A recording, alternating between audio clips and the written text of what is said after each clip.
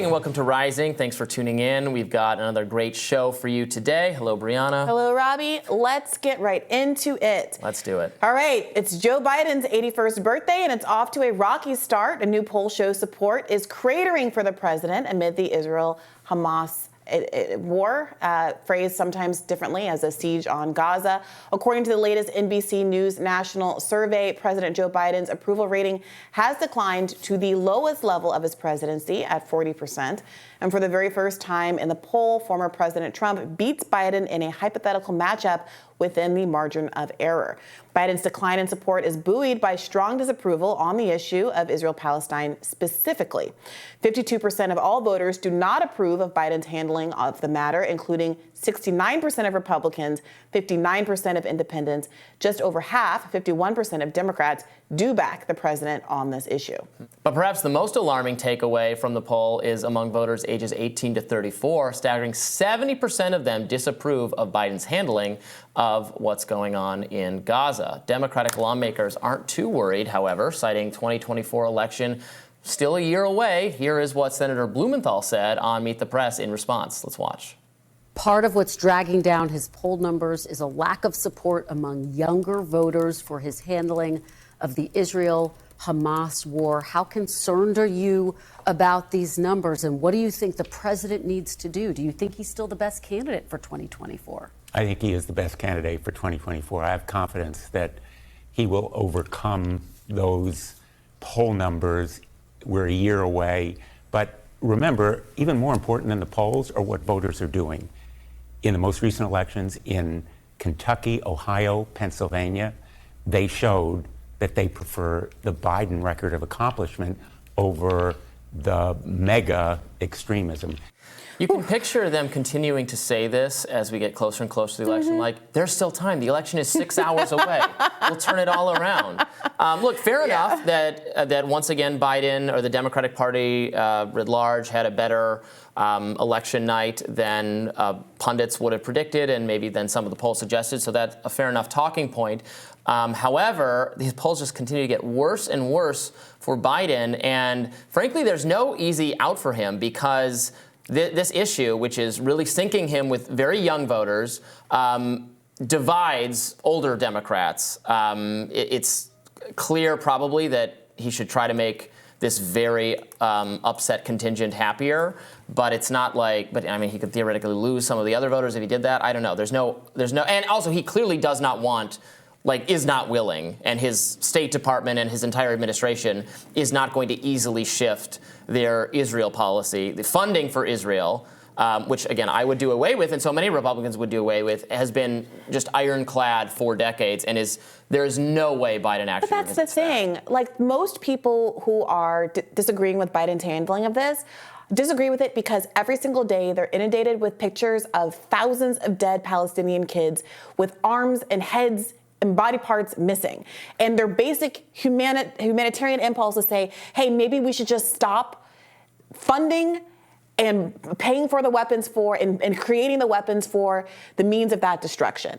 They just want a ceasefire. This is basically numbers that reflect that the bulk of Americans witnessing this tragedy and this humanitarian horror unfold just want it to stop. And there's other people. I would love it if all of the people in those polls also wanted there to be an end to the occupation and a retraction of the settlers and a 2 or 1 state solution, whatever the Palestinians want in terms of their own self-determination.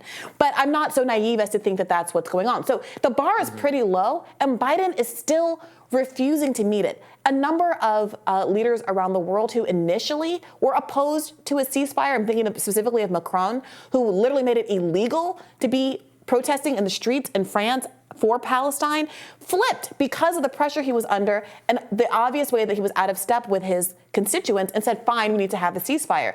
Most of the world is united on this. And for some reason, even though it's not especially meaningful, this has been going on for 7 weeks. Israel has taken more than its pound of flesh in retribution for the events of October 7th. And at some point, it's going to stop. Every siege that Israel has done on Gaza, at some point, stops.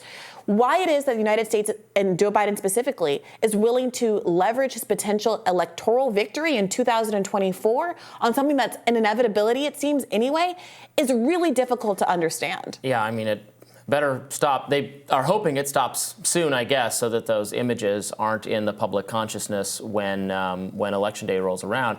I certainly hope it does. Now, obviously, Israel has sounds like they want to do actual regime change and a long-term occupation. Maybe that will involve less bombings if they're there, so that Biden could have that to hope for. But it's clear this has really sunk him. Obviously, just the overall not progressive enough nature, a lot of the other things you talk about being disappointed with Biden in. It's not exactly like you were a Biden voter before this issue rolled around. But this is what's so interesting to me. Everyone knows that I've been someone who feels like you cannot wrest control of the Democratic Party. You can't make the Democratic Party actually democratic if you are going to vote for them no matter what they do. I think Republicans have a faction of their population, including members in Congress, as we've seen with these House members that refuse to vote for Kevin McCarthy, who are willing to say, I don't care if the establishment gets mad at me. I don't care if we lose to Democrats. This is what we're doing. And because of that, they are able to pull the Republican Party to the right. Democrats cannot pull the Democratic Party to the left. If we lose to Democrats should be like the Republicans' motto. But it has the effect of actually being able to create leverage on the party. It has some problems. So I've been advocating for Democrats to have more backbone in that way over a whole host of issues. But regardless of the fact that most people don't agree with me on that, most people are coming around on Palestine. Palestine is a red line. Hearing so many humanitarian aid workers, UN officials and the like say, I study genocide, this is genocide. This is ethnic cleansing. Israel's goals here are clearly to evacuate the top half of Gaza and start pushing people into smaller and smaller territories that they can claim, that they can settle, and they can expand Israel. They're literally planting Israeli flags around parts of the Gaza Strip as they are conquering the territory, and that obviously doesn't sit well with people, and of course it doesn't sit well with international law either. And so now you're hearing, not just from Muslim Americans or Arab Americans, but from a whole host of folks, this is a red line, and I absolutely will not be voting for Joe Biden next time around. And you're seeing the same kind of, I think, kind of delusional narrative that you heard from Blumenthal, from commentators across the spectrum, if you turn on CNN or MSNBC, and they all are clinging to this belief that everyone's going to forget the horrible imagery that we're seeing coming out of Gaza a year from now. I think that they're wrong about that, and I also think that they are overestimating or misattributing what the election victories that we just had really mean. Democrats' election victories. I think in those cases, abortion was on the ballot, not just abstractly like the Democratic Party supports a right to choose and the Republican Party doesn't, but specifically in Ohio and Kansas. These are ballot initiatives that actually bear on whether or not abortion is going to be legal in those states.